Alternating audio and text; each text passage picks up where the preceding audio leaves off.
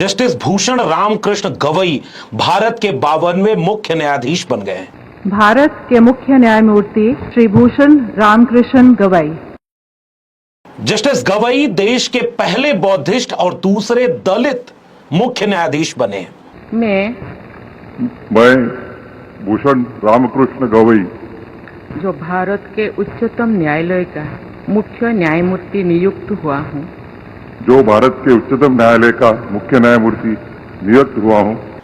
और यह सूचना उस समय ज्यादा खास बन जाती है जिस समय ग्वालियर के एक न्यायालय में बाबा साहब डॉक्टर भीमराव अंबेडकर की प्रतिमा लगाने वाली जगह पर विरोध करते हुए कुछ वकीलों ने तिरंगा फहरा दिया और बाबा साहब की प्रतिमा नहीं लगने दी। वहीं दूसरी तरफ एक वीडियो वायरल होती है जब उत्तराखंड में एक मंदिर में दलित समाज के लोग नहीं जा सकते, इसलिए वो सड़क पर ही कुछ पैसा दान दक्षिणा चढ़ा रहे हैं, वहीं माथा टेक रहे हैं। उन्हीं के हाथ से छुआ हुआ पैसा दान में स्वीकार करके मंदिर में जा सकता है, मगर वो दलित मंदिर नहीं जा सकते। इसके बीच में जस्टिस बी.आर. गवई का देश का मुख्य न्यायाधीश बनना एक शानदार दृश्य दिखाता है। बाबा साहब डॉक्टर भीमराव अंबेडकर के सपनों का भारत बनता हुआ दिख रहा है। उसमें देश के सबसे उच्च पद पर एक बुद्धिस्ट दलित अब बैठेंगे। मैं भूषण रामकृष्ण गवई जो भारत के उच्चतम न्यायालय का मुख्य न्यायमूर्ति नियुक्त हुआ हूँ। जो भारत के उच्चतम न्यायालय का मुख्य न्यायमूर्ति नियुक्त हुआ हूँ। सत्यनिष्ठा से प्रतिज्ञा करता हूँ। सत्यनिष्ठा से प्रतिज्ञा करता हूँ। सत्य व निष्ठा की प्रतिज्ञा लेती हुई ये तस्वीरें और वीडियो आपको एक दूसरा पैगाम दे रही होगी। जिस देश में विंग कमांडर व्योमिका सिंह और कर्नल सोफिया कुरैशी जब देश में ऑपरेशन सिंदूर के लिए एक चेहरा बनकर के सामने आई तो ऐसा लगा कि ये मनुस्मृति वाला भारत नहीं, ये संविधान वाला भारत बन रहा है। भारतीय जनता पार्टी जिसने कुछ साल पहले तक महिलाओं को सेना में आने के विशेष अवसर को रोकने की कोशिश की, बाद में वो पास हुआ और बाद में पता चला कि महिलाएं घर में कैद होकर के असूर्यम पश्चा नहीं होंगी।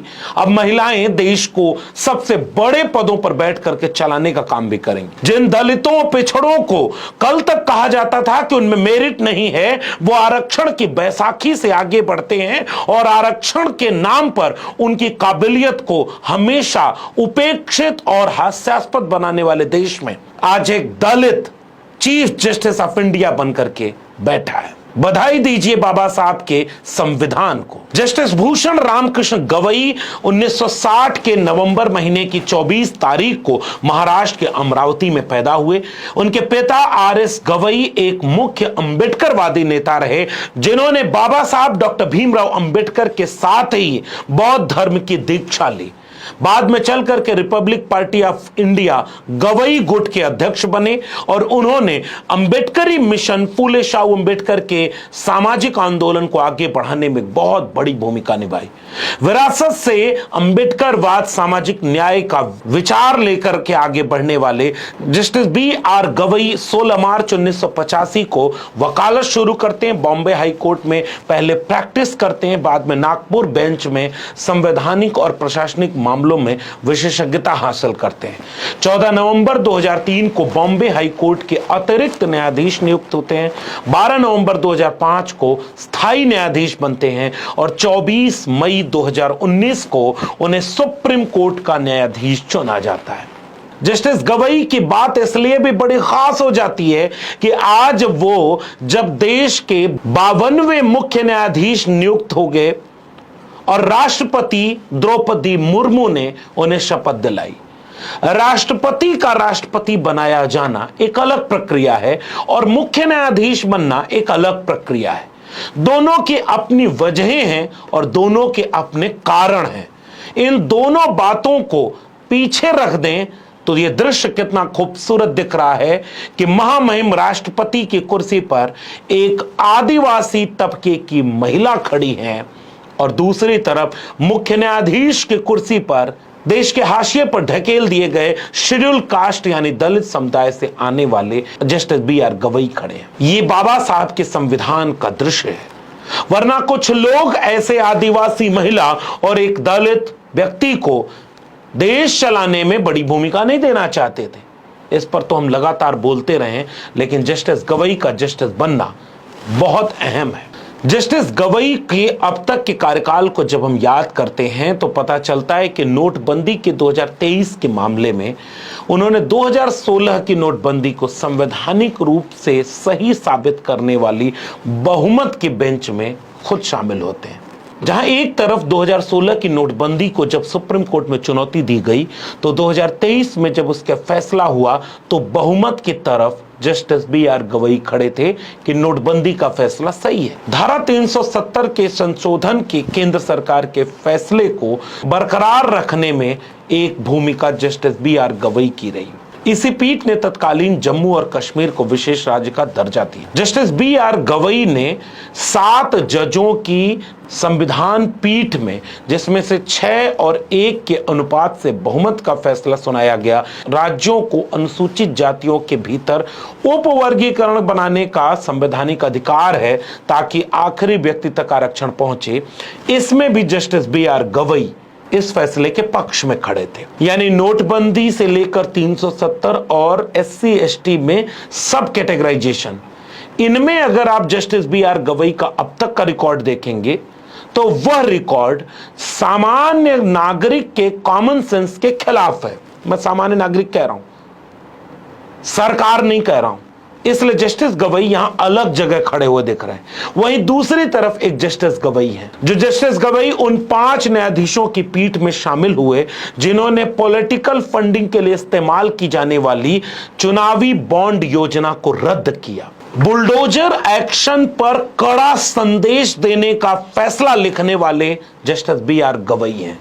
ऐसे कई मामले और रहे जिन्होंने देश की राजनीति में खासा असर डाला है। देश की कई बड़े फैसले जिसमें जस्टिस BR गवई शामिल रहे हैं, वे अब एक दूसरे जस्टिस BR गवई के चेहरे के रूप में हमारे सामने हैं, जिनसे देश को ज्यादा उम्मीदें हैं। 52वें मुख्य न्यायाधीश बनने के बाद नवंबर 2025 तक के अपने कार्यकाल के पहले जस्टिस BR गवई के सामने कुछ मुद्दे इम्तिहान की तरह खड़े होंगे। वक्फ संशोधन अधिनियम 2025 की संवैधानिक मान्यता को लेकर के 15 मई 2025 को जो अगली कार्रवाई है, वो पहली कार्रवाई होगी जिस पर पूरे देश की नजर होगी। ANI द्वारा विकीमीडिया फाउंडेशन के खिलाफ दायर मानहानि मामले में दिल्ली उच्च न्यायालय ने विकीपीडिया पर संबंधित लेख हटाने का आदेश दिया था। सुप्रीम कोर्ट ने इस आदेश को रद्द करते हुए अभिव्यक्ति की स्वतंत्रता की रक्षा की, जो डिजिटल युग में मीडिया की स्वतंत्रता के लिए महत्वपूर्ण है, जो आपके सामने होगा। राजस्थान सरकार द्वारा 237 करोड़ के विज्ञापन घोटाले में उच्च न्यायालय के फैसले को चुनौती दी गई है और यह भी सुप्रीम कोर्ट में सामने आएगा, जो प्रशासनिक और राजनीतिक जवाबदेही के लिए एक बड़ा अहम फैसला साबित हो सकता है। हम जानते हैं कि मार्च 2025 तक सुप्रीम कोर्ट में 81,394 मामले लंबित हैं। जस्टिस गवई के नेतृत्व में उम्मीद देश करेगा कि सकारात्मक, संविधान सम्मत, सरकार के दबाव में आए बिना जनता के पक्ष में खड़े होकर सुप्रीम कोर्ट में वो फैसला होगा जो एक बैरिस्टर बाबा साहब अंबेडकर के अगुवाई में बने संविधान की मूल भावना को और मजबूत करेगा, देश में लोकतंत्र को और मजबूत करेगा और संवैधानिक संस्थाओं पर भरोसे को और कायम करेगा। इसकी बानगी इस रूप में देखी जा सकती है कि जहां एक तरफ रिटायर होने के बाद न्यायाधीश बड़े बड़े पदों की लालच में पहले के फैसलों को प्रभावित करने के संदेह में घिरे हुए हैं, जस्टिस गवई ने अपने शपथ ग्रहण के पहले ही इस बात का इशारा कर दिया कि वो रिटायर होने के बाद ऐसा कोई पद नहीं लेंगे। उन्होंने एक बातचीत में कहा कि मेरी न तो कोई राजनीतिक महत्वाकांक्षा है, न मैं रिटायर होने के बाद कोई पद लूंगा। हम जानते हैं कि 1989-90 में जस्टिस P सत्यनारायण रेड्डी ने रिटायरमेंट के बाद आंध्र प्रदेश के राज्यपाल का पद ग्रहण कर लिया। 1990-91 के समय जस्टिस रंगनाथ मिश्रा ने कांग्रेस की तरफ से राज्यसभा की सदस्यता ले ली। वहीं 2013-14 में जस्टिस P सदाशिवम रिटायर होने के बाद केरल के राज्यपाल बन गए। 2017 में रिटायर होने वाले जस्टिस JS खेहर प्रधानमंत्री मोदी द्वारा नियुक्त लोकपाल चयन समिति के सदस्य के तौर पर आ गए। 2018-19 में रिटायर होने वाले जस्टिस रंजन गोगोई ने बीजेपी के सहयोग से राष्ट्रपति द्वारा मनोनीत होकर के राज्यसभा की सदस्यता ले ली। वही जस्टिस रंजन गोगोई जो अयोध्या विवाद से लेकर के राफेल डील तक के तमाम बड़े फैसलों में शामिल रहे। न्यायपालिका पर सबको भरोसा है। पिछले दिनों सुप्रीम कोर्ट ने जैसे राज्यपालों से लेकर के वक्फ संशोधन बिल पर जिस तरह की कार्रवाई की, लोगों को यह उम्मीद जगी कि एक तरफा सरकारी पक्ष ही हावी नहीं होगा। अब जस्टिस गवई के सामने इस बात का इम्तिहान होगा कि जस्टिस गवई भारत में लोकतंत्र को, संवैधानिक मूल्यों को, अभिव्यक्ति की आजादी को, हाशिए की पड़ी आवाजों को कितना मजबूत कर पाते हैं, तानाशाही प्रवृत्तियों को एक तरफा लादे जा रहे कानूनों को कितना संतुलित कर पाते हैं। जस्टिस गवई बाबा साहब डॉक्टर भीमराव अंबेडकर की सामाजिक न्याय की विरासत से गहरे तौर पर जुड़े हुए हैं। वो बाबा साहब के मिशन और आंदोलन से वाकिफ हैं, वो सामाजिक न्याय के विचार से वाकिफ हैं।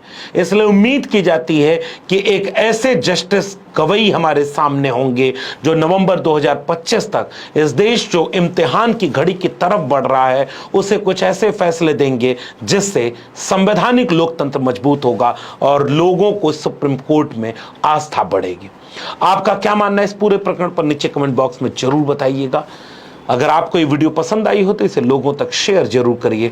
अगर आपने मेरे चैनल को अब तक सब्सक्राइब न किया हो तो इसे सब्सक्राइब जरूर कर लीजिए। बेल आइकॉन दबाएंगे तो अगली वीडियो की सूचना आप तक मिल जाएगी और ज्वाइन करेंगे तो हमें आर्थिक मदद मिलेगी जिससे हम बेबाकी से अपनी बात रखते आएंगे। अगर आप इस वीडियो को ट्विटर यानी एक्स या फेसबुक पर देख रहे हैं तो हमें फॉलो करना मत भूलिएगा। फिर मिलेंगे, तब तक के लिए बहुत बहुत धन्यवाद।